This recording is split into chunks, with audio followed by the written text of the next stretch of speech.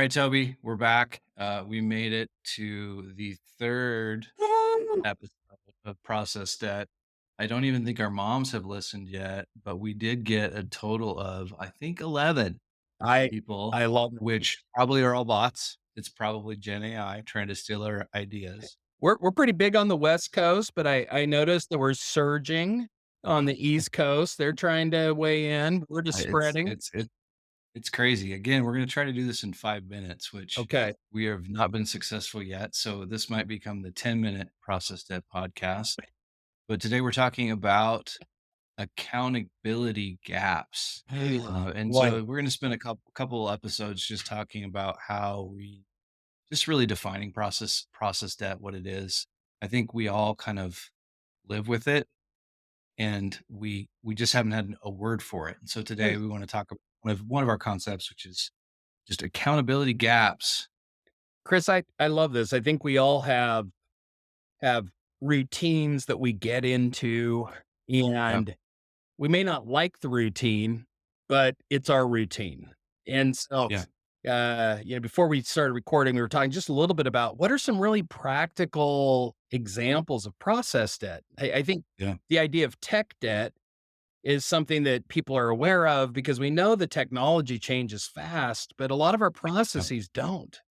And yeah, so when we talk about process debt, one of the first things that came to mind for me was somebody's doing a task. They don't like how they're doing it. They don't want to be the only person doing it, but then they want yeah. to foist the task on us and tell us how to do it. Oh yeah, And so those are the most frustrating process issues for me where if you don't want the accountability, that's fine, but let me yeah, run yeah, with it. Is that yeah. And process what's bad? Or talk to me about how you see the accountability gap playing with process. Oh, I think it's total process debt. Like when there's not accountability for something that's supposed to be done, Yeah. it's either two things. It's either an accountability gap, or it's literally what I would call another concept that we have is just a Pandora's process, Mm, which is basically something that's just been around forever. yeah. We're not really sure why we do it, but we continue to do it and do it well or poorly or not do it at all, but for some reason we have to do it. And I call that Pandora's processes because there's no real reason why it happened. But I do I do love the idea of just accountability gaps because Yeah. what I've seen a lot throughout my career is where people will kick off the perfected process Mm. before someone actually does anything, and it never works. Like, it never works the way that you want. The person that created it is basically bird dogging. They find out that they built the thing wrong, and so then you have to undo 4 different things. And so, like, I've seen that so often. And then, the other thing that you see from an accountability standpoint is we're all busy. We're so busy, and yet we don't have reports around what we're actually being held accountable to. Mm. And so it's kind of like when you tell your kid, I mean, our kids are in college. I've got one still at home, but like when you tell your kid, I want you to clean your room, you got to do the dishes, you got to mop the thing, you got to clean the bathroom, do all the things. Like that never works. Right. If you say, "Hey, can you help me do the dishes?" They're like, "Sure." Yeah. About to start. I love that example of kids and just household chores, you know. I I grew up in a house where mom did all the magical things, which made us Yeah, kind yeah. of useless as adults, Yep, right? yep. Much to the chagrin of my first roommates in college, they're like, "The hell's wrong with you? You don't know how to clean a toilet?" And I thought these were self-cleaning. They're full of water. What else do you need from me? And yeah, we just had these magic sprites that came through our house Yeah. and did those things, named mom. And so, It's so but funny. you're right now as a parent, like I want to try to prepare my kids. It was such a gift, but it had a cost. Yeah. And Yeah, yeah. and the lack of engaging me in the process and household chores, Yeah. I'm sure it had everything to do with I can try to coordinate you 5 monsters to actually do something productive, which usually only Yeah, yeah. happened on Sundays right after church. Like Yep. 5 minutes, let's do a SWAT team attack. But Yeah, but yeah. now, like, I don't have that motion, and so my Yeah. process debt is in this case, the maintenance cost is less for me to do it than to engage Yep. kids in tasks they're going to resist. Yep. And it's not a pleasing thing for me, and I know the consequences because I had to live it, Yeah. as did those poor roommates, That's funny. and a past spouse. So, yeah, there's a lot.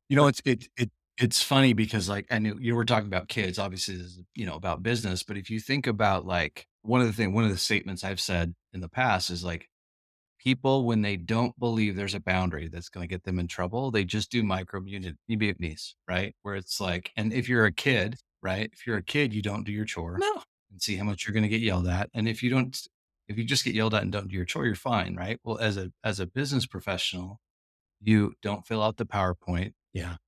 you don't do the status update, and you wait to see what happens, and sometimes you find out that, "Oh my gosh, no one cares." You don't send the email. And so, like, it's interesting, like, what happens on the we talked a lot about authority and the importance of authority, where if the authority that's supposed to hold you accountable doesn't on these things, you know what happens? Just doesn't. Yeah. Absolutely. Yeah. This accountability gap is a big piece. And I think, the element that comes to mind as we're talking this through is it's a two-party thing. Just like Yeah. communications, I have to Yeah, yeah. send it, but it doesn't happen until it's received. Yeah, And yeah. the same is true with some of these tasks. And so, Yeah. letting go of how is an essential Yeah. part of turning that Oh, ability absolutely. over. If you want to hold For the sure. how, then roll up your sleeves and Yeah. scrub that toilet bowl or whatever the case is. Oh, for sure. The business The other toilet thing bowl. Yeah. yeah, it's so funny too, like, you've got, like, I don't know, you get these minor mutiny things, but then, I truly believe that people wanna work and wanna do a good job, Yeah. but it's just when they're not aligned and they don't know how they're gonna be held accountable, and they don't know how it fits in, Yeah. and it just becomes another one of those things. It's so hard to, like, get behind, and then, like, the other thing is, like, if you're a manager, you don't wanna just hold people accountable all the time, but then you give people 12,000,000 tasks, and then they don't do it, and then, like, if you're always chasing, Right. it means you haven't ritualized a good process. Like, I love that everybody talks about, "Hey, well, we do Scrum." You're like, "Well, what does that mean?" Like, it's a great word. I appreciate Scrum. I think everybody should do it.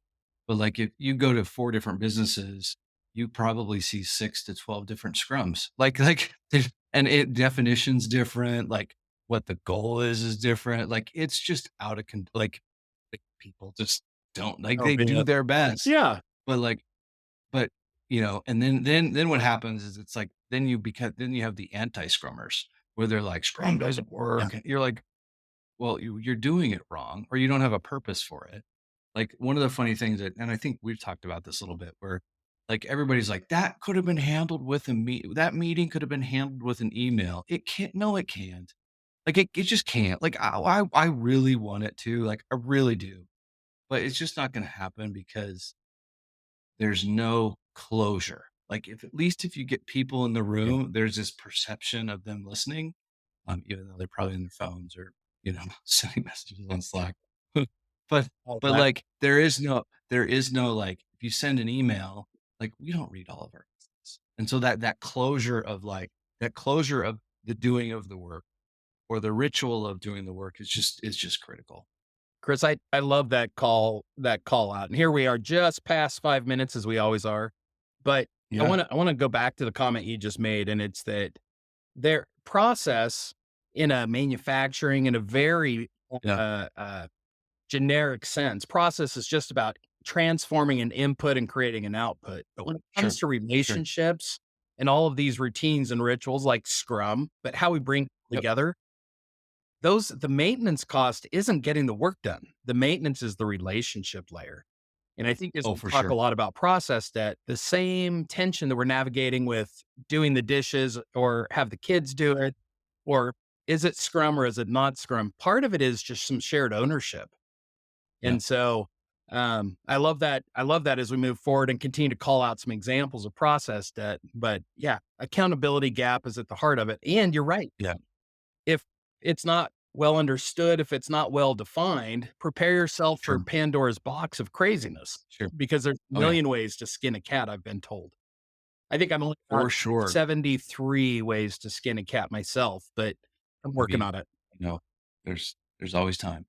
Well, we are at time. We just made it over 10 minutes. So we've made it to the 10-minute 10-minute process that podcast. Toby, thank you so much for your time. Hey, thanks, See you buddy. next time. It's a deal. All right. See you soon. Bye.